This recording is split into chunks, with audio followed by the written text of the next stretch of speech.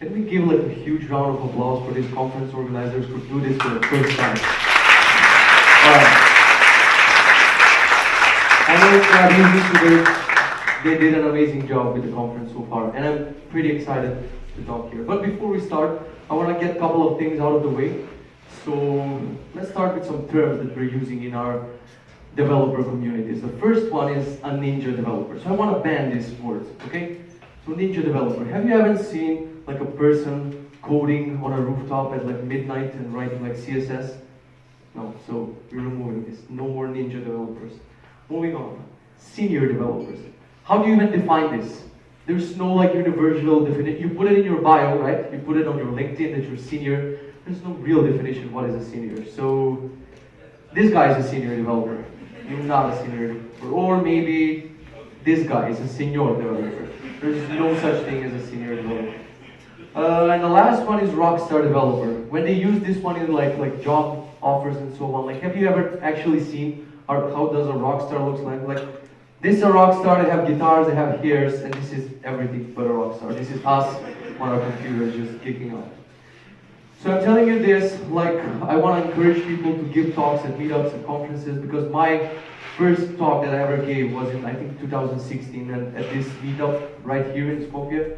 So after that I've spoken to more than, I don't know, 50 of the biggest conferences in Europe, and it just started with me shaking, my voice shaking at this little meetup in Skopje. So I want to encourage everyone and to tell you that people who are standing here on stage are actually nothing special, we're just winging it. I want to encourage you to give a talk at a future conference or a meetup. Because at the end of the day, all of us, all the programmers, are just like code monkeys trying to make weird libraries work together by writing shitty hacks. This is like the reality of it. So, that being said, hi, I'm Kitze, I'm a ninja senior. No, I'm joking with the description. So when everyone hears Kitze outside of Macedonia, they haven't heard it. They think it's German or it's Austrian, but I'm actually from here. That's just a high school nickname. About me, I love making products. I used to say that I love open source. But actually I like open sourcing things and never touching them again. So I like speaking and I like teaching.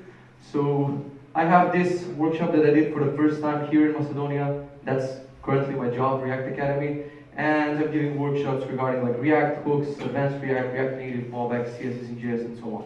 So if your company has a need about a workshop, this is the website you should go to. Yeah, this was the first workshop in Macedonia. It was in NetCentra and it went pretty fine. What else? Alright, we're going to start with the actual talk. So navigating the hype-driven front-end development, this is quite a mouthful, so the entire title is navigating the hype-driven front-end development world without going insane. And as soon as I announced this talk, like on Twitter, people jumped on me and they were like, no, you cannot use the word insane in 2019, it might be offensive, blah, blah, blah. And I was like, okay, we're going to change it. Can I use this one? Can I use crazy? No, it means the same thing, you cannot use crazy. So I was like, okay, I'm going to change my talk title, but we're also going to change a couple of things in the world, if that's alright. So we're going to call this song Aerosmith Unstable, and this one is going to be Seal Unhinged, and this one is going to be Beyonce Unbalanced in Love. So if I cannot use it, they cannot use it in their titles. So I was like, okay, can we change the title from crazy to nuts? Navigating the hype-driven front-end development world without going nuts. Nope. Someone in the audience is going to be, well, my cousin is allergic to nuts, so you cannot use nuts. So I was like, fuck it, 2019, I give up. So this talk is just called Navigating the Hype-Driven Front-End Development World. No nuts, no insane, no. So let's start. We're done with the conference. You've heard like everyone talking about these different things, technologies, methodologies, functions, frameworks, all sorts of things from this morning. Thank you for the people who actually stayed at the conference, because I've heard that half of the people were just gone after lunch. So this is the vision of yourself after the conference. You're like, finally, everyone will shut the hell up, we'll go outside, we'll grab some beer, we'll find the nearest kafana or something, and we're going to enjoy it. Right? But the reality of you after the conference is something else. You're going to be like this. Not because it's like hot outside and you're going to be sweaty and it's sunny, no. You're going to be sweating because every single person who was here on stage today like put something in your head, and now you're like, oh my god, on Monday we have to refactor everything. Some guy mentioned CSS and JS, GraphQL, hooks, whatever. We need to refactor freaking everything. Like we're using ancient legacy code compared to what people talk about here. So that's going to be you after the conference. This is going to be me, not because I'm smart, because I missed most of the talks. I just came late. So why do we have this? Why do we have this feeling that we need to refactor everything and that we need to update to the latest and greatest? It's because of this word, FOMO. the fear of missing out. So the standard Wikipedia definition, I just copied this from Wikipedia, is really boring. Pervasive apprehension that others might be having rewarding experience, blah, blah, blah. So you're absent and other people are having fun. That's the standard Wikipedia definition. But everyone has their own version of FOMO. I have this one, it's like FOMO something. So this is my personal version of FOMO that I have, and it's fear of mofos on Twitter tweeting dev stuff that you cannot find elsewhere. So right now, as I'm standing on the stage, I'm thinking, oh my god, somebody is releasing something awesome, there's a blog post, they're discussing some technology, so I feel like I'm missing out on amazing things that are happening. Why do we have this? Let's address why do we have the fear of missing out as developers. We doubt ourselves, we doubt our code, we focus on the wrong things, we obsess with the wrong metrics, we have a lot of free time. Like, let's be honest, if you have a PlayStation in your office, you have a lot of free time. It's not like you're busy all the time. And we love to procrastinate. As developers, this is our #1 fault. So let's address them one by one. We focus on the wrong things and we obsess with the wrong metrics. So I have an example. I was having a beer with a friend when I was learning GraphQL a couple of years ago, and he was like explaining to me their GraphQL stack. And he was like, we have this stack, it has like 7 layers. So it's like minimum delay between when you get the request, when you send it to something, and then, like, I lost him after the 5th word. I was just nodding and being like, tell me more, tell me more. And he was talking about this like crazy stack that they have, and they had like the fastest GraphQL server in the world. And I just asked him one question, like, why? What do you do? Like, are you the next Facebook? Are you like making Pinterest? Like, why did you invest so much in this GraphQL architecture that you have? And the answer was they were doing a landing page for a hospital. Just a landing page, not the actual system. I was like, there's not going to be any use case where the nurse is something like, doctor, we're losing the patient because our landing page is not fast enough. Like, why did you invest so much time in something that doesn't matter? The next one, we doubt ourselves and we doubt our code. This happens to all of us all the time. So raise your hand if this is you. I made something, it works, and I think that it's awesome, but I'm not sure if it's right. So either raise your hand or you're pretty lazy, because like every developer has this feeling. You feel like you're wrong, everyone else is smarter, everyone else is right. The thing is, what is right and who is right? Like, everyone knows different things in the community. It's not like someone knows all the answers and his way of doing things is right. So in our in our unstable React community, we have, you can see articles like this. Render props suck.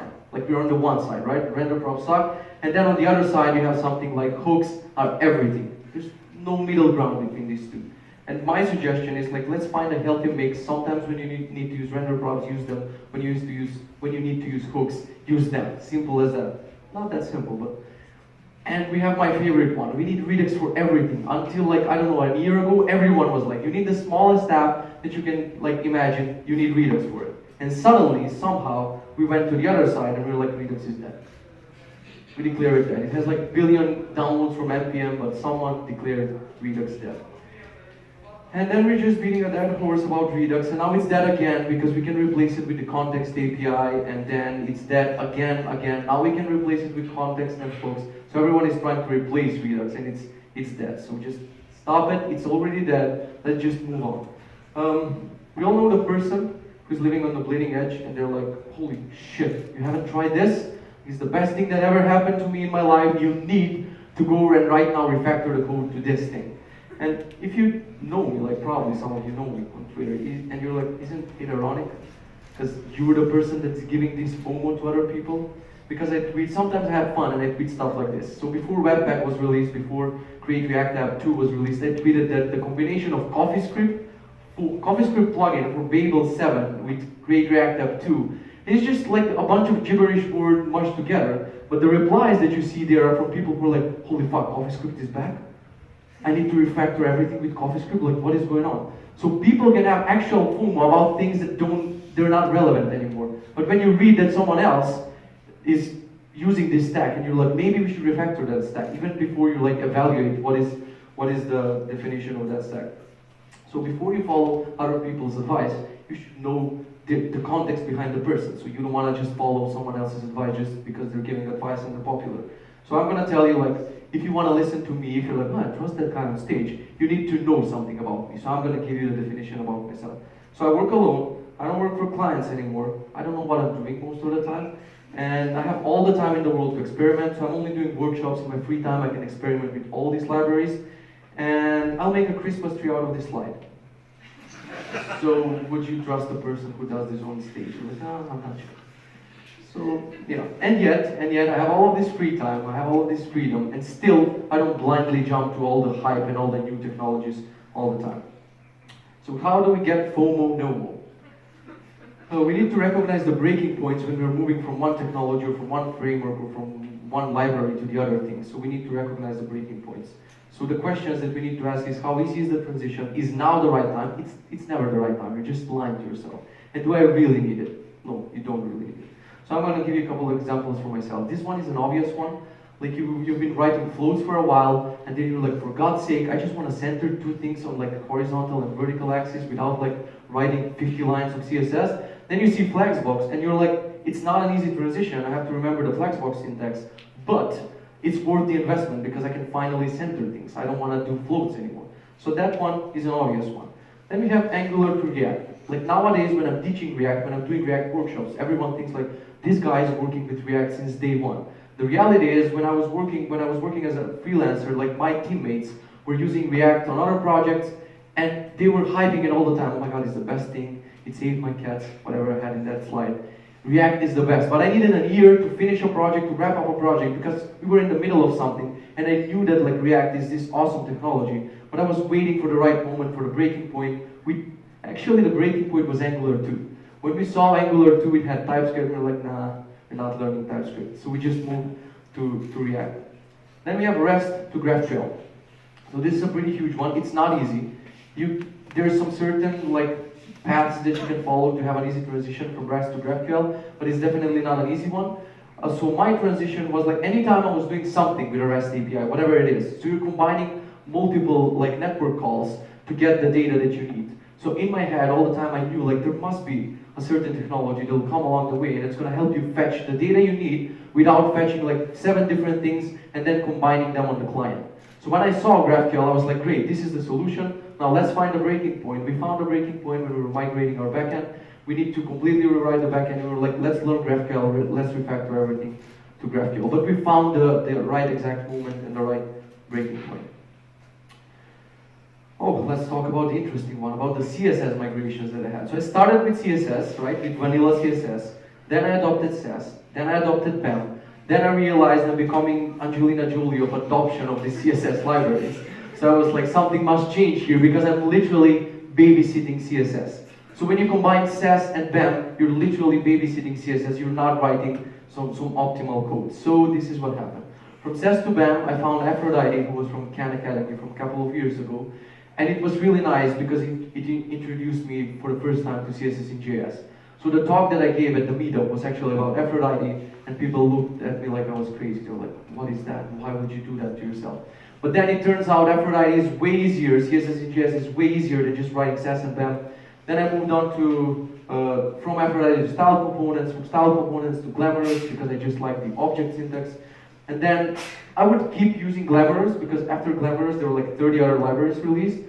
But the author of the library said, I'm not supporting that anymore, just replace it with emotion and everything's going to be fine. So the emotion library was the last one I decided to use. And then there's this troll, there's the creator of style components, Max, and he goes into one of my repos and he just refactors it from emotion to style components just to prove a point that it's that easy. So I was like, okay, I feel sorry for the guy, I'm going to merge it, so now I'm using style components. So if you want to get into this world of CSS and JS, this is the most popular solution, the most mainstream solution, so I would suggest you to go with this one. You should sleep on all of these decisions. When anytime someone is talking about a library, a technology, a framework, whatever it is, you should sleep on the decision. Like in real life, there was a news story about a guy who was like a shopping addict. So he would go out with his credit card and buy all sorts of things all the time. And he was like, how can I cure my addiction? So he literally froze his credit cards. Not go in the bank and tell them to freeze the card, but he would just put it in a freezer. Pretty crazy. And then when he wanted to buy something, when he had like this impulse for buying something, he would have to go home, unfreeze the card, and come the next day and buy it. And as you can guess, in like 99% of the cases, he would never go back. So in that way, he just cured his shopping addiction. I think we need to do the same thing in the development world, no matter it's front-end or back-end or whatever. Just sleep on the decision before you see someone is using like Apollo or GraphQL, and you're like, oh my God, I have to do it right now. So just sleep on the decision, have a talk like with your teammates, with your team, and then evaluate all of these breaking points that I mentioned whether it's worth it to install this new thing. What I'm not saying is you shouldn't get too comfortable. So I also see this in the development community where people are like, they learn one framework, they learn a couple of things around it, and they then just sleep on their knowledge. So you should be curious, you should learn, you should know what's going on in the development world, but just keep it at the back of your head. Like if you heard about GraphQL, don't dive in and learn everything about GraphQL. Just keep it in the back of your head as, okay, there's a solution for my REST API mess, and we might implement it later. So you should learn and be curious about these things, but stop learning this just in case stuff. There's so many people, like, you're bored at work, you're sitting on medium.com, and you see this article about SVG. And you're like, I'm gonna become a master of SVG. So you learn everything about SVG, and then 3 months later, they give you a task to draw a circle with SVG, and you need to Google it.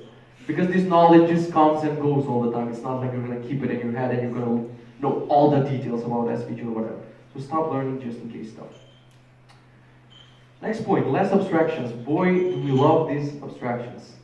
Like, it's our favorite thing in the world. I'm gonna give you an example. This is a scientific scan of the human brain. So this is our brain on cocaine. You can see the green areas is where the brain lights up. And then this is our brain on sugar. So I know this is sad, but sugar is more addicting than cocaine for the human brain. And then we have a scan, my Photoshop scan of a developer's brain, which is our brain when it recognizes the opportunity for an abstraction in some code. So this is every developer. Oh my god, that's a function. Oh my god, that's a class. I'm gonna abstract this into a class that extends another class. So you feel like a programming genius, but in reality you're just creating a mess for yourself. The more abstractions you create, the more of a mess you create for your project. So the simple advice that most developers don't want to hear is we should use more copy-paste instead of more abstractions. But this doesn't make you smart, right? It makes, like, some people want to leave right now. He said copy-paste? Oh my god, how could he? Like, no copy-pasting in our world. It's just abstractions or abstractions and abstractions. So like, what I do is I just copy-paste something a couple of times, where there's like some CSS styles that I want to reuse, or some JavaScript code that I want to reuse, or GraphQL or whatever. Copy-paste it a couple of times until you're sure that it's actually an abstraction. Because probably the second time you use it, it's not an abstraction yet, and then you will have to revert the changes. So more copy-paste is always a good thing. So I told you what not to focus on, I told you what not to pay attention, and I can tell you like what can you focus on instead. Do you remember this gang? You're writing the app for them. So I think in our day-to-day job, we forget about our users and we're just focusing on our entertainment. Are we happy? Do I feel smart? And like, the users, whatever, who cares? But at the end of the day, we're making apps for users. So you should pay attention, you should keep them in your mind all the time. What programmers love to do is we love to entertain ourselves at work, right? We're doing this positive procrastination. So what is positive procrastination? An example. You have a form to do, and the form has 2 input fields, email and password. Instead of solving that in 15 minutes and then asking how can I help my users, you're going to install Redux, Redux Saga, Redux Form. You're going to combine them. You're going to Google tutorials all day about Redux, Redux Saga, Redux Form. Then you're going to spend 8 hours writing some code that could have been like 15 minutes, and you feel so smart, right? You go home, you tell your girlfriend, your boyfriend, it was an amazing day at work, and I made 2 input forms work, and 2 input fields work. And just think about it from the user perspective. The user is going to use your app, he's going to go, okay, I can log in, but it's still freaking slow. So the user doesn't care if you're using Redux Saga or GraphQL or whatever. Always keep the user in mind. What else can you focus on except the users? Saying like you're a jackass, you don't give a crap about the users. You're like, I want to care about something else. So let's see what developers want to talk about first. We want to discuss our editor themes. Are you using Material? I'm using Dark, I'm using Light, blah, blah, blah. Fonts. Anytime you post a code snippet on the internet, someone must ask you, what font is that? They don't pay attention to the code. They're like, what font did you use here? Folder architecture, all the time. Do you store your components in another folder? Do you nest them? Do you store them per page? Just put them in a freaking components folder and that's it. Like, we're over discussing this folder architecture thing. And tweets, we're discussing the controversial tweets about developers, tabs versus spaces. It even made in the Silicon Valley show, they were discussing tabs versus spaces. Semicolons, this is getting old, okay? Use them, don't use them, whatever. It's not an important discussion anymore. Webpack is hard, everyone knows this. Framework works, jQuery versus Angular versus React versus Vue. The versioning of Angular, haha, it's so funny, they went from 1 to 7, right? They cannot count. And then React is going from 0.16 to 16 and everyone is, that makes sense. That's how numbers work. 0.16 to 16, that's fine. Two more things. Jokes about exiting them. They're not funny, okay? They were funny 3 years ago. Let's get it over with. And jokes about the cloud. Did you know that the cloud is somebody else's computer? We know, shut the hell up. So this is what developers want to talk about. And now let's see what they don't want to talk about. It's about to get really uncomfortable here. You can feel the silence. What we don't want to talk about is money. Nobody wants to discuss this. We would discuss PHP and jQuery and GraphQL and all sorts of things, but God forbid you mention money to a developer. They're like, I'm making enough. I don't want to. All the time we shy away from this topic. And I think this is the major topic, what we should discuss instead of discussing this crap that I had here. I have to go through the list now. So we should stop discussing this and let's talk about money. So this happened not so long ago at a conference in Croatia. I had a workshop and other people had workshops and they asked us like, we're planning to have this like panel discussions after the workshop, but they're in a different hotel. So would you like to pick a topic and discuss that topic with other developers? So they give me a list of topics, so I picked like freelancing because I was a freelancer, so I thought we're going to talk about money and freelancing, it's going to be cool. Other people picked other things. So they told me after the workshop, make sure you run to the other hotel because there's not going to be enough time and people would probably wait for you. So I was like, oh my God, I can't wait to finish. I'm running to the other hotel, I'm sweaty, I'm entering, I'm opening the door, and this is a picture that I took of my table. Freelancing. All the other tables, PHP, JavaScript, Java, whatever, they were full. Everybody wanted to have discussions about it, but mention money and freelancing, they were like, no, I'm making now, so it's a touchy topic. But what if I told you that VS Code, Material, Pale, Purple, Midnight, 2.7 won't pay your rent? We'd love to discuss it, but it's not going to pay your rent. The sad thing is, it's never been easier to make money as a developer. Not until so long ago, people, when you wanted to make like a landing page or a simple website to promote something, you had to know a person that knows a person that knows a person that was the person in the city who's making websites. And he was like this magical unicorn creature. He charged like $5,000 for like one website and he was a god. But nowadays, the person who did doing these pages, he's just replaced by some drag and drop interface. You can pay Wix or whatever, it's a simple subscription. You can drag and drop a couple of things and you got yourself a landing page. So it's like we're ignoring this fact that our jobs are getting automated all the time. We don't want to hear that, right? I'm gonna keep my job forever. I don't want to listen to that guy. But this is the reality. Just look 5 years ago, what did you have to do to have a backend or all sorts of things? Now you can do anything with this like paid services. You can roll your own solutions. So it's never been easier to make, that's an amazing ringtone. So it's never been easier to make money as a developer. Do you know why this surgeon is sad?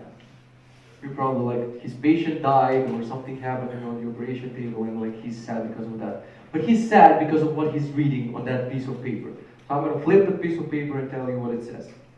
You studied for 15 years, but somewhere out there's a nerdy teen who learned Vue.js in 2 months on Udemy, made a Tinder for cats, and it's making more money than you're ever going to make in your entire career.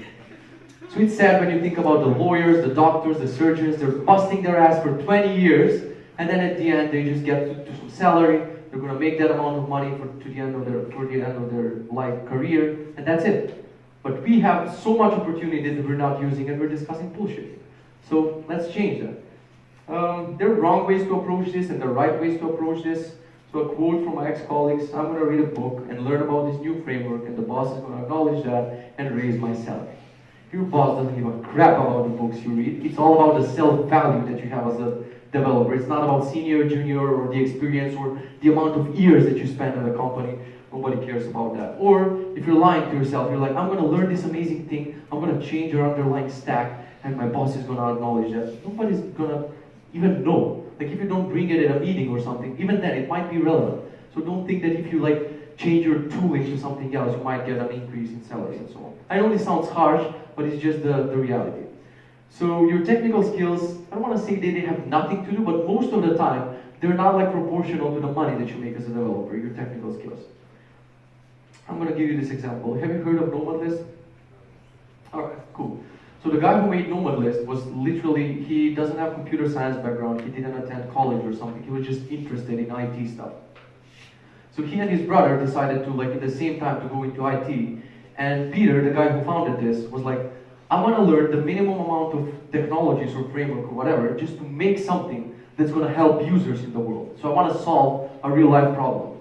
And his brother was like, but PHP jQuery seriously, I'm gonna use something like Meteor.js. So Peter sits down, starts with a simple Google sheet of data. Then he turns that Google sheet into HTML, then he's learning PHP, jQuery, and he ended up with Nomad List.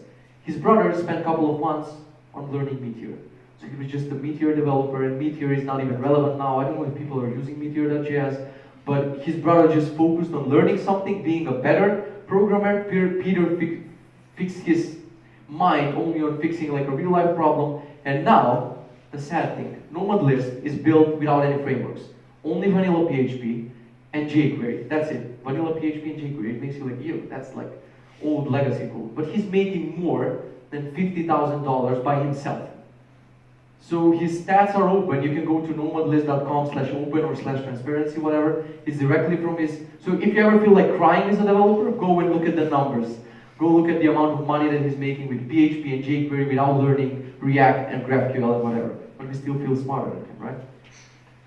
So it's not going to be that easy in the upcoming years. I'm saying this because I don't think we're grabbing this opportunity enough, and I think a lot of things are going to change. Developers want to ignore this fact, but what I'm saying is just look back. Just look back to any job that ever existed in humanity and how it was automated. It's going to happen. The same thing is going to happen without. It's not like we're the special ones and we're forever going to move divs and style them with CSS for 8 hours. That's going to be automated. So if you're like, no, I don't believe you, my job is special. Okay, maybe not yours. I'm going to give you a couple of examples. This was a job that humans had, factory lectors. So people were bored in a factory, like their day was pretty like boring, they were just doing some repetitive things. And this guy was standing here and reading the newspaper. Because they didn't have any different form of entertainment. He was just reading the newspaper while people were doing something. This guy didn't have Hacker News. He didn't have Reddit. He didn't have Twitter. He didn't have Medium. He couldn't find an article that said, one day your job is going to be replaced. He's just a simple human reading the newspaper. One day his boss just knocks on the door. He is like, can you move away because I'm going to put a radio here. They replace him with a radio, and now the radio is entertainment. And this guy can just scream in a pillow, or he can, well, I had an amazing job and everything was great, but he's done. Like his job doesn't exist anymore. So the same thing, it's not going to happen, but it's happening to the things that we work with, but we love to ignore it. So except the factory lectures, I'm going to give you other examples of like what developers are achieving with AI and so on. So NVIDIA AI turns sketches into photorealistic landscapes in seconds. So do you remember painting in Microsoft Paint?